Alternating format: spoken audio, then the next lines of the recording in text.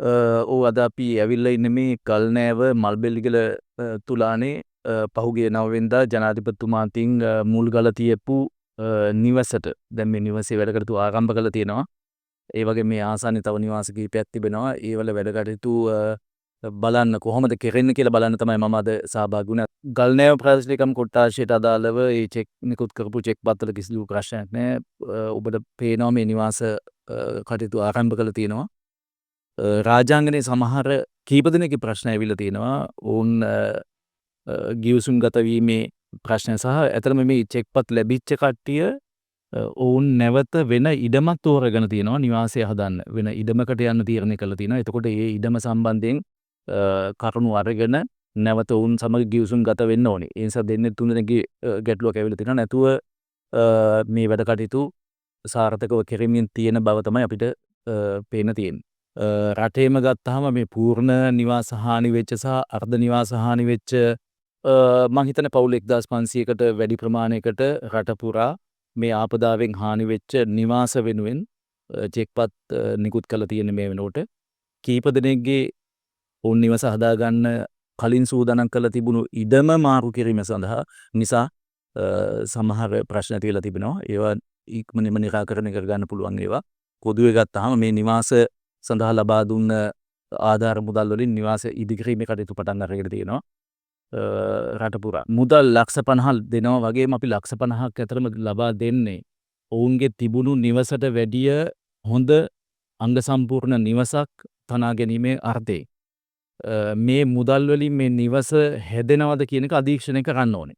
එතකොට තමයි ඊළඟ වාර්ගයට යන්න පුළුවන්. ඒ නිසා ප්‍රාදේශීය ලේකම් කාර්යාලය මගින් මේක අධීක්ෂණය කරනවා. නිවස තැනෙන එක අධීක්ෂණය කරමින් නිවස තනා ගැනීම වේගවත් කරමින් ඒ මුදල් නිකුත් කරනවා. ඒ නිසා අධීක්ෂණයන් සහිතව තමයි මේ මුදල් නිකුත් කරන්නේ. ඒක හැමතැනම ගත තීරණයක්. ඒ වගේම මමත්වනේ දැන් එතකොට විපක්ෂී තාවන චෝදනා නගන ඇයි මේවා හරියට නිරවුල් කරගන්න නැතුව ලයිලාගේ චෙක්පත් ලබා දීම සිදු කළා ඔවුන්ට නැති බලාපොරොත්තු දුන්නේ කියලා ඔවුන් චෝදනාවක් නගනවා. නෑ ආපදාවෙන් හානිච්ච පත්වෙච්ච නිවාස කඩිනමින් ඔවුන්ගේ පූර්ණ නිවාස හානි වෙච්ච කට්ටියට කඩිනමින් නිවසක් ඉදි කර ගැනීම සඳහා වැඩ කටයුතු ආරම්භ කරන්න ඕනේ. ආරම්භ කරන කටයුතු තමයි ජනාධිපතිතුමා ආරම්භ කරේ. මේ වැඩ කටයුතු කඩිනමින් කරන්න ඕනේ. කඩිනමින් කරන්න නැතුව මේක පහසුවට ලේසියට කරන්න ගිහලා මාස 6ක් 7ක් මේ අවුරුද්ද පහු කරන්න බෑ ගෙවල් හදාගන්න. ඒ කියන්නේ දැන් ජනාධිපතිතුමා දුවේ එකවර දෙනවා කියලා. නමුත් ප්‍රාදේශීය ලේකම්වරයා කියනවා ඒක චක්‍ර ලේඛනයක් ඇවිල්ලා තියෙනවා ටික ටික ලබා දෙන්න කියලා. නෑ අපි මේ ලක්ෂ 50 දෙනකොටම තීරණය කරලා තිබුණේ මේක වාර්ගික 3කට නිකුත් කරන්නේ ලක්ෂ 20යි ලක්ෂ 15යි ලක්ෂ 15යි විදියට. ලක්ෂ 20 කියන චෙක්පත නිකුත් කරාටත් මේ නිවස ඉදිකිරීම ප්‍රගතිය අනුව තමයි මුදල් නිකුත් කරන්නේ. ඒකේ බලාපොරොත්තු වෙන්නේ ඒ නිවස කඩිනමින් ඉදිකිරීම වගේම නිවැරදි විදිහට මේ නිවස ඉදි කරනවද කියන එක අධීක්ෂණය කරන එක. අපිට ඕනේ මේ නිවාස අහිමි වෙච්ච හැමෝටම Tamanට ජීවත් වෙන්න පුළුවන් අංග සම්පූර්ණ නිවසක් තනා අවසන් කිරීම තමයි අපේ ඉලක්කය. කලින්ම තීරණයක් ගත්තා ලොකු ආධාර මුදලක් ලබා දෙනවා කියලා. ඒ ආධාර මුදල් ලබා දෙන එක පහු නොකර ඉක්මනින්ම ආරම්භ කරන්න ජනාධිපතිතුමාට උවමනාව තිබුණා. ඒ නිසා තමයි ජනාධිපතිතුමා මේ ප්‍රදේශවලට ඇවිල්ලා මේ වැඩ කටයුතු ආරම්භ කරේ. ඒ වෙනුවෙන් අපි වෙහෙසෙනවා අධීක්ෂණය කරනවා. රාජ්‍ය යන්ත්‍රණය මේ වෙනුවෙන් මෙහෙවන්න අපි සූදානම්. විපක්ෂයට මොන වගේ පණිවිඩයක්ද උන්ට? නෑ ඔය අඩුපාඩු නෑ විපක්ෂයේ කාර්යභාරයේ අඩුපාඩු කියන එකනේ. ඒවට අපි සවන් දෙනවා.